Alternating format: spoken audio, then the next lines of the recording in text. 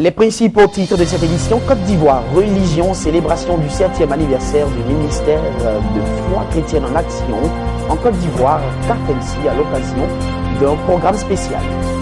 Deuil dans le monde chrétien musical africain, une chantre du groupe Gaël est décédée ce samedi 1er juin. Il s'agit de Marthe Muller. Enfin, informatique, le Computex, c'est la grande messe asiatique de l'informatique qui se tient en ce moment à Taïwan avec plus de 700 exposants. Vous êtes bénis de suivre Béni TV, de Blessing Channel. Bienvenue à toutes et à tous dans cette session d'information. Je suis Brice Guigré et je suis très heureux de vous retrouver. Nous ouvrons ce journal avec l'actualité religieuse. C'est ta saison de restauration. C'était le thème du programme spécial qui marquait la célébration du 7e anniversaire d'existence du ministère de foi chrétienne en action en Côte d'Ivoire, le KFMC. C'était le dimanche dernier. Une célébration qui a enregistré la participation de plusieurs serviteurs de Dieu. C'était une belle fête.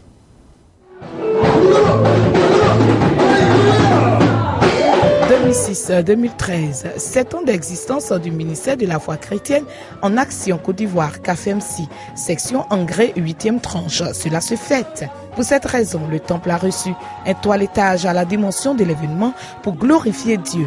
Car 7 ans d'existence et plusieurs combats spirituels, des moments de sécheresse, de pleurs, mais l'Éternel donnait toujours la victoire, la joie et la détermination d'aller encore plus loin dans cette merveilleuse marche chrétienne.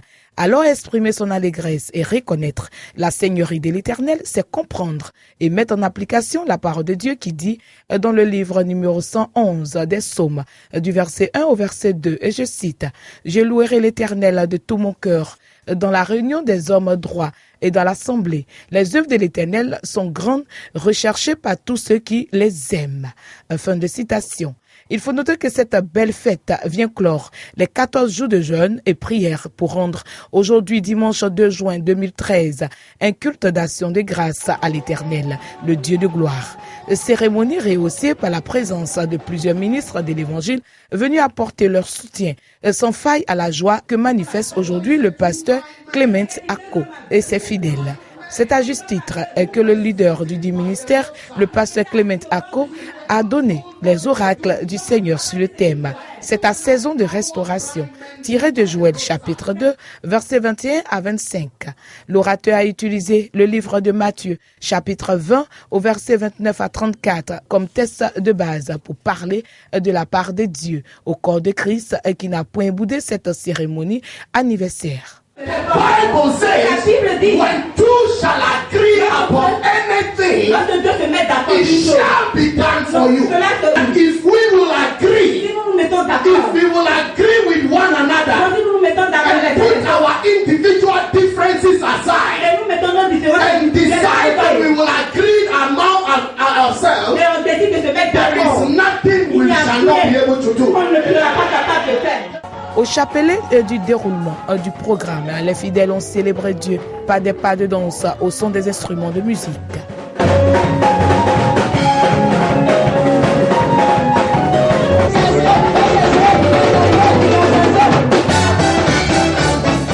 Sur cette belle note de la coupe du gâteau d'anniversaire, sous les yeux du parrain, le maire Goïbi Jean-Marcel, maire de Cocody, que la cérémonie a pris fin. Bon vent au ministère de la foi chrétienne en action section Engrais pour gagner des âmes à Christ pour la gloire de son nom et le salut du monde. Shalom. Il y avait également de la fête de la réjouissance à l'église CIPE qui célébrait l'inauguration et la consécration de son temple La Renaissance de Cocody de Plateau. Une belle fête qui a enregistré la participation d'éminents serviteurs de Dieu. Une célébration qui a été marquée également par plusieurs activités, prédication de la parole, prestations artistiques. Construit sur une superficie de 600 mètres carrés dans la commune de Cocody, à Abidjan, qui peut accueillir jusqu'à 600 personnes, l'édifice du Seigneur, baptisé le Temple La Renaissance, a été l'objet d'une réjouissance au Centre international du plein évangile, La Renaissance des Deux Plateaux.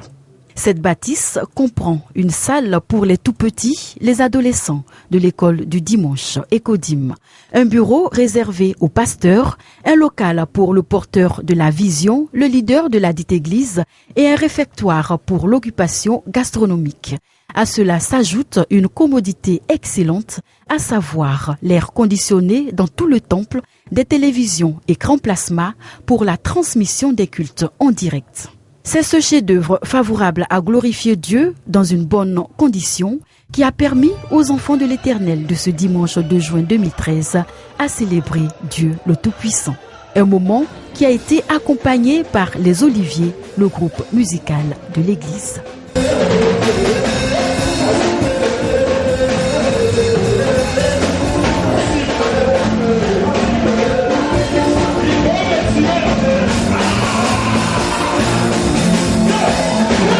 L'initiateur, le leader, le bishop Olivier Boni glorifie Dieu et lui rend grâce, lui qui a permis que la vision devienne aujourd'hui une réalité. Je voudrais dire merci au Seigneur pour l'inauguration de notre chapelle qui s'est déroulée avec une grâce particulière. Nous avons espéré du monde, nous en avons eu plus. Nous avons espéré la bénédiction. Les portes du ciel nous ont été ouvertes et ça a été un grand moment de joie parce que c'est notre toute première chapelle. Après cette chapelle, nous allons attaquer celle de Yopougon avec une construction beaucoup plus grande et beaucoup plus élargie, 3200 places, une école, un hôpital. Nous croyons que Dieu est à l'œuvre et il ne s'arrêtera pas. C'est une joie qui m'anime parce que c'était un rêve qui vient d'être accompli depuis 10 ans. Et après 10 ans, nous sommes en train d'accomplir exactement la vision que Dieu voudrait que nous accomplissions. Vous savez, on peut avoir une église de plus de 5 000, 50 000 membres, mais est-ce que les 5 000 et les 50 000 iront au ciel? Nous voulons, à travers notre ministère, à travers l'œuvre que nous faisons, à travers les constructions de chapelles, d'écoles et d'hôpitaux, nous voulons gagner au moins 12 000. Quand le Seigneur reviendra, est-ce qu'on aura gagné au moins 12 000 sauvés, pas 12 000 adhérents, pas 12 000 sympathisants? Est-ce que 12 000 personnes sauvées peuvent aller au ciel? C'est l'objectif que nous poursuivons et nous croyons que nous sommes de plein pied. Nous avons mis vraiment le pied en profondeur dans la vision et c'est un sentiment de joie. Il poursuit en donnant les raisons du nom de baptême du temple, la Renaissance. Nous avons choisi le nom Renaissance parce que on avait des objectifs à atteindre. Ça n'a pas été facile. Nous avons traversé des épreuves. Et là, au sorti, pendant que nous étions en pleine vallée, c'est ainsi que Dieu nous montre, nous fait la grâce de bâtir. Nous n'avions pas d'argent quand Dieu nous demandait de bâtir. On était parti, on avait une somme de 5 500 000. Et 5 500 000, on s'est retrouvé à une valeur totale de la chapelle qui fait 80 millions à la fin des travaux.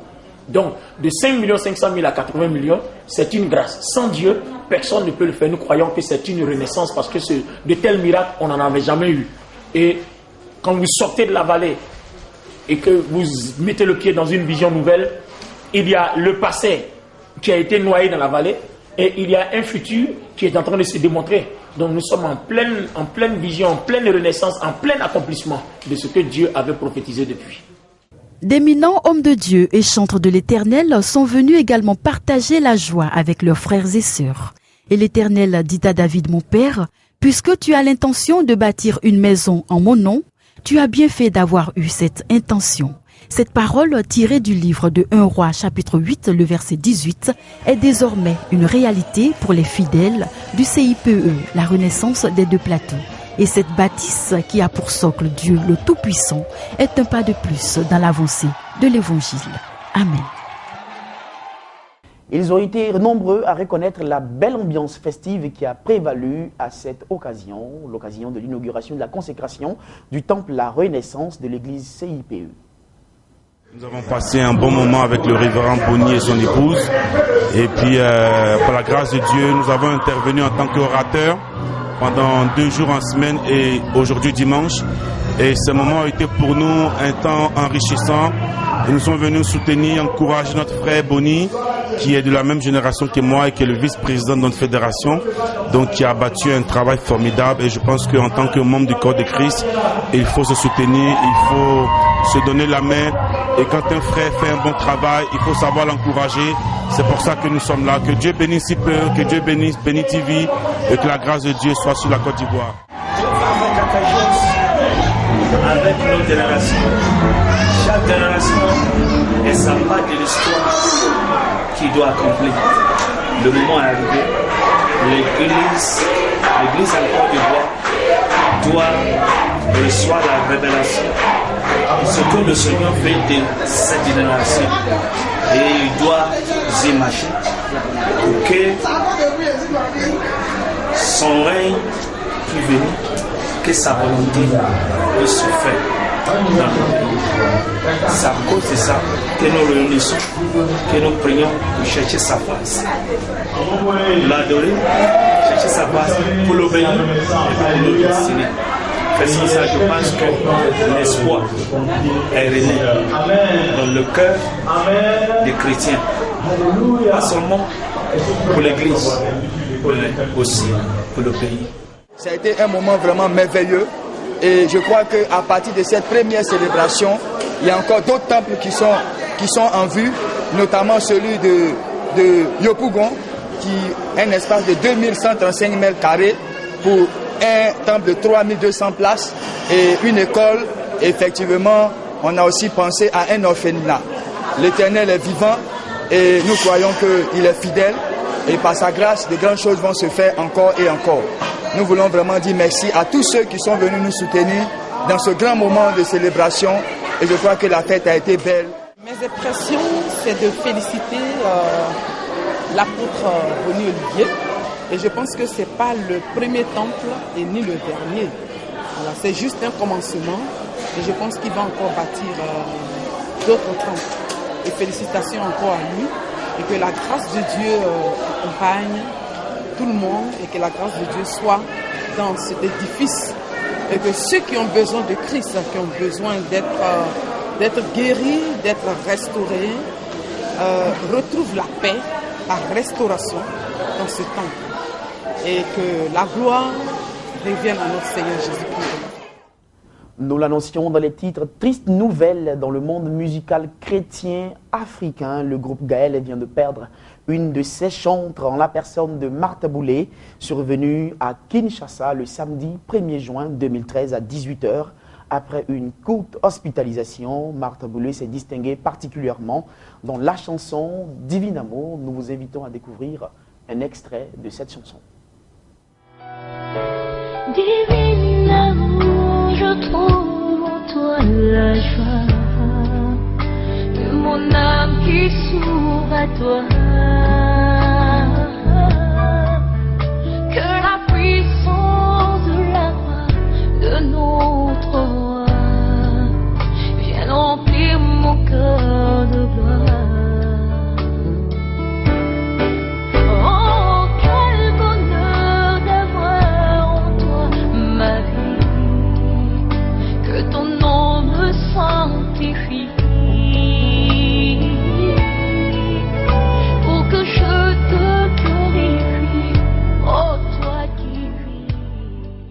Prions que le Seigneur ait l'âme de cette grande adoratrice. Nous changeons complètement de sujet et intéressons-nous aux inondations en Europe. Les pluies de ces derniers jours dans les Alpes ont provoqué des crues dans toute l'Europe centrale, causant la mort d'au moins 12 personnes, la majorité en République tchèque. Du côté de la Hongrie, c'est l'état d'alerte. L'Europe centrale toujours confrontée à de graves inondations. En Hongrie, les autorités affirment que le pic de la crue du Danube sera atteint ce week-end. Aussi, les habitants sont-ils appelés à la plus grande vigilance. À Budapest, la capitale, certains quartiers sont d'ores et déjà interdits à la circulation et les autorités anticipent déjà des milliers d'évacuations.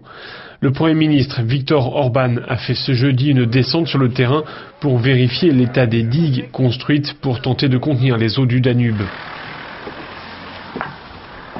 Les pluies de ces derniers jours dans les Alpes ont provoqué des crues dans toute l'Europe centrale, causant la mort d'au moins 12 personnes, la majorité en République tchèque.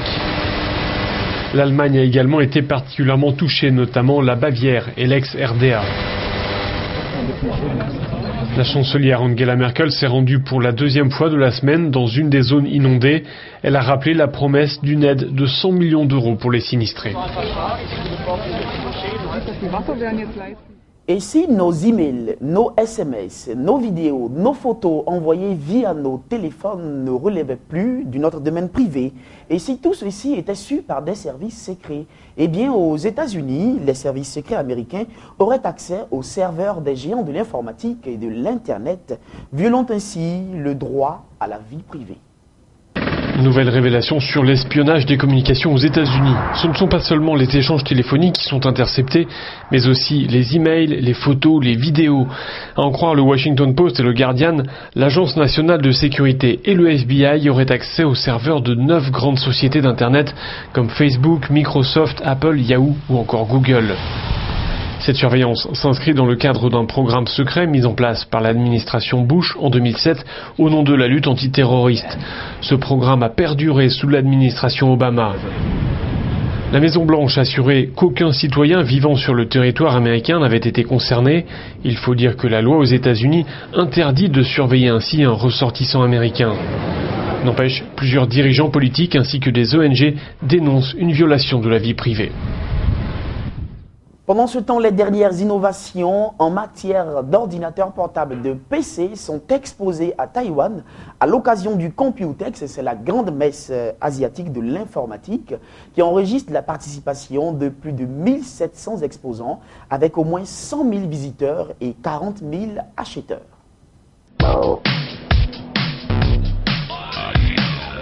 C'est la grand-messe asiatique de l'informatique. Computex réunit cette année plus de 1700 exposants à Taïwan. L'occasion de présenter les toutes dernières nouveautés du secteur à pas moins de 100 000 visiteurs et 40 000 acheteurs. Dans le contexte actuel de recul des ventes de PC, il est important de se distinguer. Acer croit dur comme fer en son ordinateur portable convertible, paré à inonder le marché. Prix de lancement, 750 €. C'est un design progressif. Nous offrons aux utilisateurs une expérience multiple. Ils peuvent utiliser les fonctions tactiles de l'écran en même temps que le clavier. Ford est le seul constructeur automobile à participer au salon. Sa nouvelle Kuga a un tableau de bord à commande vocale. Ici, la conductrice demande à écouter un morceau de musique spécifique. La voiture s'exécute. Pratique pour les aventuriers et autres randonneurs, le téléphone d'urgence à pile. Pas besoin de carte SIM, il utilise 2 bandes de fréquence GSM et permet de contacter les services d'urgence partout dans le monde. Cap sur le futur, avec le dernier gadget de NeuroSky, l'engin permet de contrôler des objets par télépathie. La tablette, qui sert d'interface entre le casque et le jouet, mesure l'intensité de la concentration du donneur d'ordre. Avec ce casque, vous pouvez entraîner les enfants à se concentrer. Cela les aidera à améliorer leurs résultats à l'école. Enfin, le mobilier lui aussi se met au tactile. Exemple avec cette table de salon sur laquelle vous pouvez renverser votre café sans risque, tout en surfant sur le web. Restons dans le domaine de la technologie. Contrôler un robot à partir de la pensée, cela ne relève plus de la science-fiction, c'est désormais possible. Une équipe de chercheurs français a fait équipe avec l'Institut japonais de robotique pour développer une technologie qui permet à une personne de contrôler un robot humanoïde à distance juste avec sa pensée. Contrôler un robot par la pensée n'est plus de la science-fiction. Une équipe de chercheurs français a fait équipe avec l'Institut japonais de robotique pour développer une technologie qui permet à une personne de contrôler un robot humanoïde à distance juste avec son esprit. Le cerveau de l'utilisateur est bardé de capteurs pour détecter les changements dans le flux sanguin associés à l'activité cérébrale. L'algorithme développé par les scientifiques utilise ces informations pour apprendre, au terme de sessions d'entraînement, à associer un flux spécifique à une commande ou à un mouvement. C'est simplement un robot opéré à distance, mais l'interface entre l'humain et le robot est conçue de manière à ce qu'au final, le robot soit comme une partie de vous-même.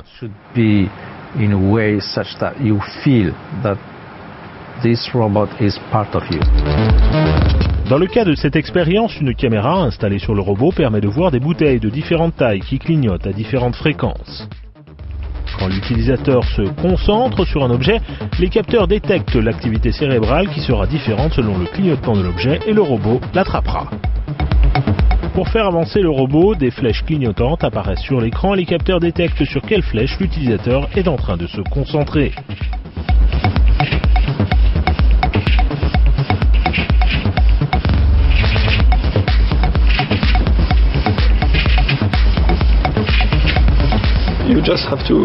Il faut juste faire le vide dans son esprit, ne pas penser à trop de choses, juste être concentré sur ce que vous voulez faire. Si vous voulez faire bouger le robot ou attraper des objets. L'objectif des chercheurs français et japonais est de parvenir à la symbiose totale entre l'homme et la machine.